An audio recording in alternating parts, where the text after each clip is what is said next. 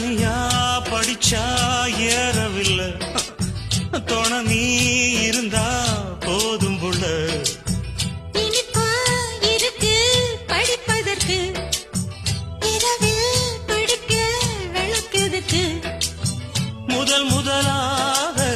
படிக்கிற பாடம் விடுகிற நேரம் முடிக்கிற பாடம் இதுதான் காதல் எனும் பாடம் இது நாளெல்லாம் படிச்சாலும் அழுக்காது அடி நமக்கு இந்த புது பாடம் சலிக்காதம்மா